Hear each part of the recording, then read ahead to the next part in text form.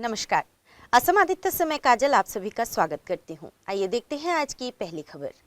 Regional aviation company Alliance Air जल्द ही असम के डिब्रूगढ़ जिले से अरुणाचल प्रदेश के 5 शहरों को जोड़ने वाली उड़ान सेवाएं शुरू करेगी। एलायंस एयर के डिब्रूगढ़ स्टेशन प्रबंधक नरसिंह राव मिसाला ने सोमवार को कहा कि पहले फेज में उड़ान सेवाएं डिब्रूगढ़ से पासीघाट, डिब्रूगढ़ से तेजू और डिब्रूगढ़ से जीरो के बीच शुरू होंगी।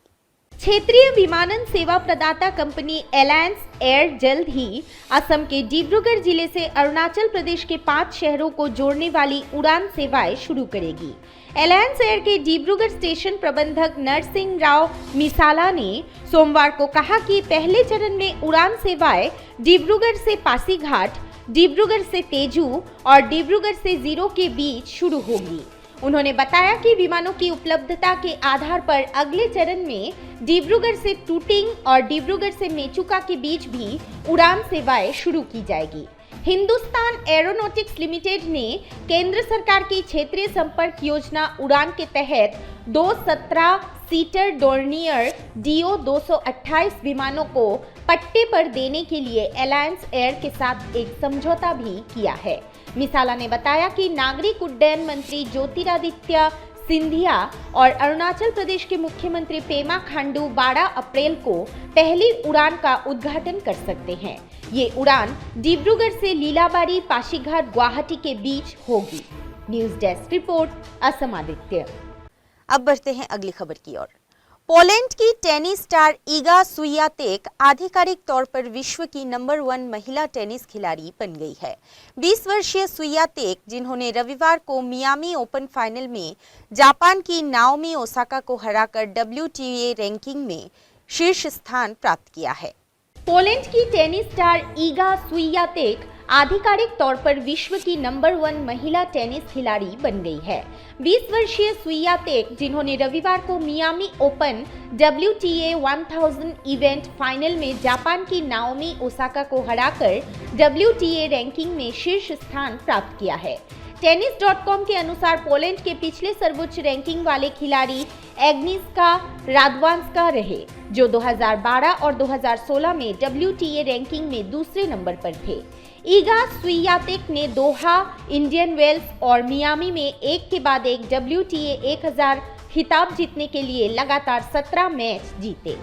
20 साल की उम्र में वो एक ही वर्ष में सनशाइन डबल, इंडियन वेल्स और मियामी ओपन खिताब जीतने वाली सबसे कम उम्र की महिला हैं।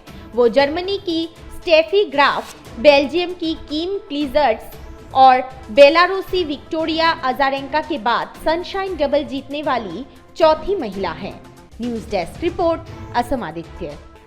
संगीत की दुनिया के सबसे पॉपुलर अवार्ड ग्रैमी अवार्ड्स का लास वेगास में सोमवार को शानदार समापन हुआ। इस अवार्ड शो में भारत मूल की गायिका फाल्गुनी शाह को बेस्ट चिल्ड्रन म्यूजिक एल्बम के लिए ग्रैमी अवार्ड से सम्मानित किया गया।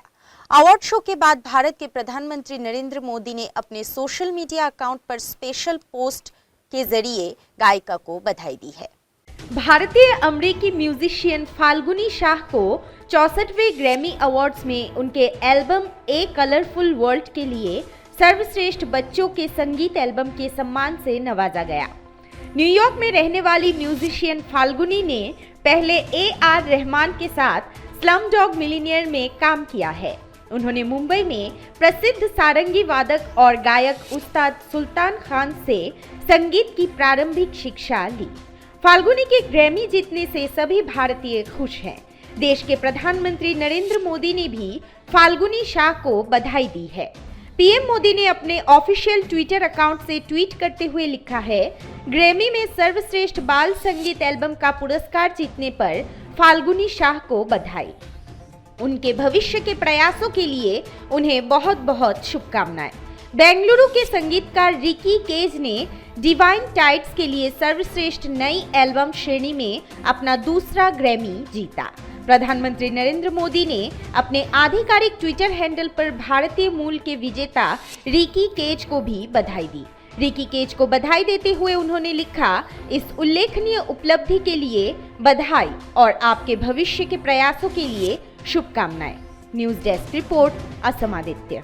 और अब समय है देश दुनिया के इतिहास में आज यानी कि 5 अप्रैल की तारीख पर दर्ज अन्य महत्वपूर्ण घटनाओं के बारे में बताने की। आज के दिन सन 1843 में ब्रिटेन की महारानी विक्टोरिया ने हांगकांग को ब्रिटिश कॉलोनी में शामिल करने का ऐलान किया था। 1908 में भारत के पहले दलित उप प्रधानमंत्री बाबू जगजीवन राम का जन्म हुआ था। 1930 में गांधी जी नमक कानून तोड़ने के लिए अपने अनुयायियों के साथ दांडी पहुंचे थे। 1955 में विंस्टन चर्चिल ने ब्रिटिश प्रधानमंत्री पद से इस्तीफा दिया था। 1961 में सरकार के प्रायोजन वाली पहली pharmaceutical company Indian drugs and pharmaceutical limited की स्थापना की गई थी। 1964 में मर्चेंट नेवी के लिए देश में पहली बार नेशनल मैरीटाइम डे मनाया गया था। 1976 में अमेरिका के सनकी माने जाने वाले अरबपति हॉवर्ड ह्यूज का 70 वर्ष की आयु में एक विमान दुर्घटना में निधन हो गया था। 1979 में देश का पहला नौसेना संग्रहालय मुंबई में खुला था। 1986 में मुनी की रेती में हिलने वाले सबसे बड़े पुल शिवानंद झूला के निर्माण का काम पूरा किया गया था। 1993 में फिल्म अभिनेत्री दिव्या भारती का अल्पायु में निधन हुआ था। और आज ही के दिन सन 1999 में मलेशिया में हैंड्रा नामक वायरस से बचाव के लिए 8,30,000 सुअरों को जान से मारने के अभियान की शुरुआत की गई थी। आज के लिए बस इतना ही। देखते रहिए असम आदित्य। नमस्कार।